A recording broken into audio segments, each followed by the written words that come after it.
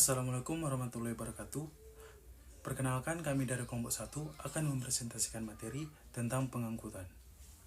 Menurut Abdul Qadir Muhammad, pengangkutan merupakan rangkaian aktivitas pemindahan penumpang atau barang dari suatu tempat ke tempat yang lain dengan menggunakan alat pengangkut mekanik yang regulasinya diatur sebagaimana bidang angkutan dan kemajuan teknologi. Kemudian lebih lanjut, ia mengatakan bahwa pengangkutan mempunyai 3 sisi utama, yaitu pengangkutan sebagai usaha, perjanjian, dan proses. Pengangkutan dari sisi perjanjian secara luas bersifat lisan, namun selalu ditunjang oleh catatan angkutan. Perjanjian pengangkutan bisa dibuat tertulis. Pengangkutan dari sisi proses sebagai rangkaian perilaku dari pemuatan ke dalam sarana angkut, lalu dibawa menuju lokasi yang telah ditentukan, dan penurunan di lokasi tujuan. Pengangkutan merupakan perikatan timbal balik antara pengangkut dan pengirim. Pengangkut mengikatkan diri guna menyelenggarakan pengangkutan barang atau orang dari tempat awal ke tempat tujuan dengan baik. Sementara pengirim mengikatkan diri guna membayar nominal uang angkutan. Adapun unsur-unsur pengangkutan, yaitu yang pertama, terdapat sesuatu yang diangkut. Yang kedua, adanya sarana atau alat angkut. Yang ketiga, adanya lokasi yang bisa dilalui sarana angkut.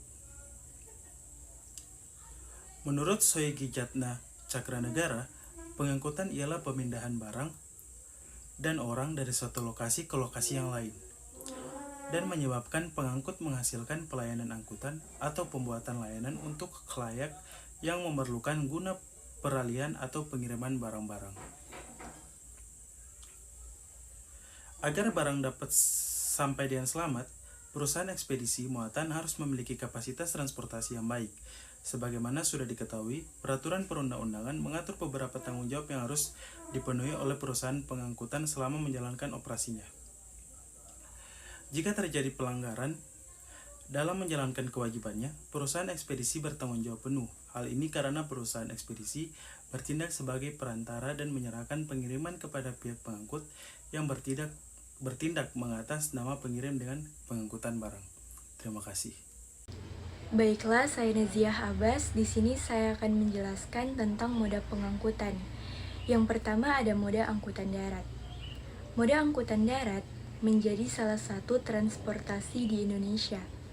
Jaringan moda darat yang luas memungkinkan akses mudah ke berbagai tempat. Nah, moda angkutan darat adalah istilah yang lebih luas yang mencakup semua jenis transportasi di darat. Contoh daripada moda angkutan darat ini yaitu seperti mobil, motor, dan juga kereta api. Untuk selanjutnya yaitu moda angkutan laut. Nah, moda angkutan laut merupakan transportasi yang menghubungkan antar pulau di Indonesia. Contoh daripada moda angkutan laut ini yaitu yang umum digunakan, contohnya yaitu kapal. Nah, adapun regulasi ataupun dasar hukum daripada moda angkutan laut ini terdapat di dalam Undang-Undang Nomor 17 Tahun 2008. Nah, untuk yang selanjutnya yaitu moda angkutan jalan. Nah, moda angkutan jalan merupakan subkategori yang fokus pada transportasi di jalan raya.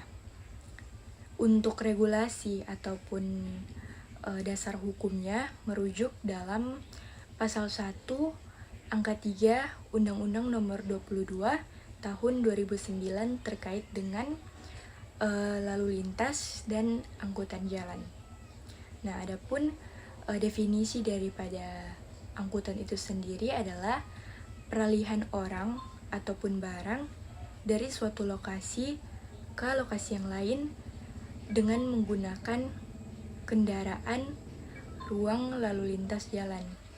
Nah, yang terakhir itu ada moda angkutan kereta api.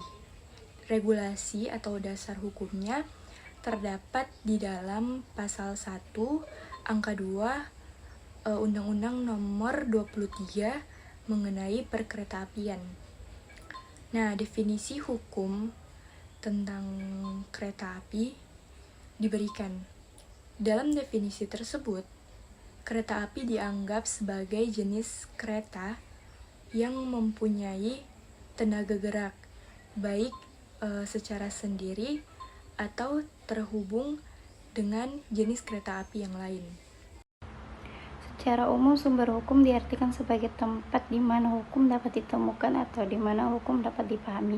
Sumber hukum dibagi menjadi dua kategori, yaitu sumber hukum material dan sumber hukum dalam arti formal. Sumber hukum material ialah sumber dari mana didapatkan bahwa hukum bukan kekuatan berlakunya. Sumber hukum formal sebaliknya ialah sumber dari mana suatu peraturan hukum mendapatkan kekuatan dan sah berlakunya. Hukum pengangkutan adalah bagian dari hukum dagang yang termasuk dalam bidang hukum perdata. Dalam perspektif struktur hukum normatif, hukum perdata adalah subsistem dari hukum nasional. Oleh karena itu, hukum dagang atau perusahaan juga termasuk dalam subsistem hukum nasional. Dengan demikian, hukum pengangkutan merupakan bagian dari subsistem hukum nasional.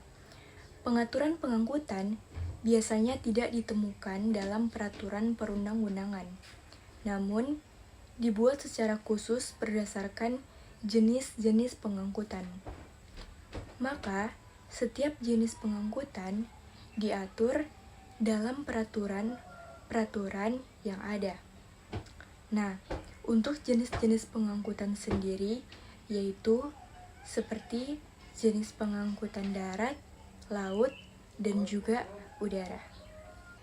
Selanjutnya, aturan-aturan terkait pengangkutan di Indonesia. Aturan-aturan terkait pengangkutan di Indonesia bisa ditemukan dalam beberapa peraturan perundang-undangan sebagai berikut. Yang pertama itu, pengangkutan darat terdapat dalam Undang-Undang Nomor 22 Tahun 2009 tentang Lalu Lintas dan Angkutan Jalan. Yang kedua itu Undang-Undang Nomor 23 Tahun 2007 tentang Perkeretaapian. Yang ketiga itu Undang-Undang Nomor 38 Tahun 2009 tentang Pos. Selanjutnya yang kedua itu pengangkutan laut. Terdapat dalam KUHD Dagang dalam buku 2 bab 5 tentang perjanjian kartel kapal. Yang kedua itu buku 2 bab 5A tentang pengangkutan barang-barang. Yang ketiga itu buku 2 bab 5B tentang pengangkutan orang. Ketentuan lain terdapat dalam Undang-Undang Republik Indonesia Nomor 17 Tahun 2008 tentang pelayaran. Yang kedua itu Peraturan Pemerintah Republik Indonesia Nomor 22 Tahun 2011 tentang perubahan atas Peraturan Pemerintah Nomor 20 Tahun 2010 tentang angkutan di perairan. Selanjutnya Peraturan Pemerintah Republik Indonesia Nomor 51 Tahun 2002 tentang perkapalan. Yang ketiga itu pengangkutan udara terdapat dalam Undang-Undang Nomor 1 Tahun 2009 tentang penerbangan. Yang selanjutnya Peraturan Pemerintah Nomor 40 Tahun 1995 tentang angkutan udara. Yang selanjutnya Peraturan Pemerintah Nomor 3 Tahun 2001 tentang keamanan dan keselamatan penerbangan. Sedangkan ketentuan-ketentuan terkait pengangkutan di luar KUHD Dagang terdapat dalam sumber-sumber khusus, yaitu yang pertama konvensi-konvensi internasional, yang kedua perjanjian bilateral atau perjanjian multikultural, yang ketiga peraturan perundang-undangan nasional, yang keempat jurisprudensi, yang kelima perjanjian-perjanjian antara yang pertama pemerintah dengan perusahaan angkutan, yang kedua perusahaan angkutan dengan perusahaan angkutan, yang ketiga perusahaan angkutan dengan pribadi atau swasta. Selanjutnya saya akan membacakan materi tentang perjanjian pengangkutan. Pengangkutan adalah suatu perjanjian timbal balik antara pengangkut dan pengirim barang atau penumpang. Pengangkut berkomitmen untuk membawa barang dan atau orang ke tujuan yang disepakati. Sementara pengirim atau penumpang berkomitmen untuk membayar biaya pengangkut. Menurut R. Subekti, perjanjian pengangkutan terjadi ketika satu pihak menyanggupi untuk membawa orang atau barang dengan aman dari suatu tempat ke tempat lain, dan pihak lainnya menyanggupi untuk membayar biaya transportasi. Dalam perjanjian pengangkutan, terdapat dua pihak utama, pengangkut dan pengirim barang atau penumpang. Penerima barang adalah pihak ketiga yang berkepentingan atas penyampaian barang. Pengangkut bertanggung jawab untuk mengangkut barang dan atau penumpang dari tempat asal ke tujuan yang telah disepakati serta menjaga keselamatan barang dan atau penumpang hingga mereka sampai ke tujuan yang dijanjikan. Menurut Sukardono, perjanjian mengangkut adalah suatu perjanjian timbal balik di mana pihak pengangkut berkomitmen untuk mengangkut barang ke tujuan tertentu, sementara pihak lain berjanji untuk membayar biaya pengangkut yang telah disepakati. Sutiono Usman, Aji Joko Prakoso, dan Hari Paromono juga menyatakan bahwa perjanjian pengangkutan adalah perikatan timbal balik di mana pihak-pihak terkait mengikatkan diri untuk melaksanakan pengangkutan barang atau orang ke lokasi tujuan. Sementara pengirim atau penerima wajib membayar biaya pengangkutan tersebut. Perjanjian pengangkutan harus memenuhi syarat-syarat dalam pasal 1320 KUHP Perdata tentang sahnya suatu perjanjian, yaitu adanya kesepakatan antara pihak-pihak yang terlibat. Selanjutnya, kewajiban para pihak dalam pengangkutan. Yang pertama, pengangkut. Pengangkut bertanggung jawab untuk menyelenggarakan pengangkutan barang atau orang dari tempat asal ke tujuan. Tugas utamanya meliputi yang pertama, menyediakan sarana yang layak dan aman. Pengangkut harus memastikan sarana dan prasarana dalam kondisi baik untuk mengangkut barang atau orang dengan aman. Kemudian yang kedua, menjaga keselamatan barang atau orang yang diangkut. Pengangkut bertanggung jawab sejak barang atau orang diterima hingga diserahkan kepada penerima. Yang ketiga, mengantarkan tepat waktu. Ini mana pengangkat harus berusaha mengantarkan barang atau orang sesuai waktu yang disepakati. Kemudian yang keempat, memberikan informasi status pengangkutan. Pengangkut berkewajiban memberi informasi tentang status pengangkutan kepada pengirim atau penerima. Selanjutnya adalah pengirim. Di mana pengirim menyerahkan barang atau orang kepada pengangkut untuk diangkut ke tujuan. Tugas utamanya meliputi yang pertama, mempersiapkan barang atau orang yang akan diangkut. Pengirim memastikan barang atau orang dalam kondisi baik dan layak untuk dikirim. Kemudian yang kedua, memberikan informasi yang benar dan lengkap. Pengirim harus memberikan informasi tentang barang atau orang yang diangkut seperti berat, dimensi, jenis, dan nilai barang. Kemudian yang ketiga, membayar biaya pengangkutan. Pengirim berkewajiban membayar biaya pengangkutan sesuai dengan perjanjian yang disepakati. Kemudian penerima. Penerima berhak menerima barang atau orang yang diangkut. Tugas utamanya yaitu 1. Menerima barang atau orang yang diangkut. Penerima harus menerima barang atau orang dari pengangkut saat tiba di tujuan. Kemudian yang kedua, membayar biaya pengangkutan jika belum dibayar oleh pengirim. Penerima berkewajiban membayar biaya pengangkutan jika belum dibayar oleh pengirim. Kemudian regulasi di Indonesia. Yang pertama itu pemerintah Indonesia telah mengeluarkan Undang-Undang Nomor 22 Tahun 2009 mengenai lalu lintas dan angkutan jalan, pengangkutan darat khususnya dengan mobil, karena sering dipilih biayanya relatif murah dan dapat menjangkau wilayah terpencil.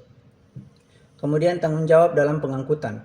Dalam pengangkutan, pengangkut, pengirim dan penerima mengikatkan diri dalam perikatan timbal balik. Tanggung jawab pengangkutan sangat krusial, terutama dalam perlindungan orang dan barang. Pengangkut bertanggung jawab atas kerugian material maupun moral yang dialami oleh pengguna layanan akibat cacat atau berkurangnya barang selama pengangkutan. Baik, itulah pemaparan materi dari kelompok 1 terkait dengan pengangkutan. Pada kesimpulannya, pengangkutan adalah sebuah rangkaian aktivitas pemindahan penumpang ataupun juga barang dari tempat asal ke tempat tujuan dengan menggunakan alat pengangkut. Nah, untuk moda pengangkutan itu terdiri dari moda angkutan darat, laut, jalan, dan juga angkutan kereta api. Untuk regulasi daripada pengangkutan ini terdapat di dalam Kitab Undang-Undang Hukum Dagang atau KUHD dan juga terdapat di luar KUHD. Demikian penjelasan dari kami, mohon maaf atas segala kekurangan. Wabillahi taufiq wal hidayah. Wassalamualaikum warahmatullahi wabarakatuh.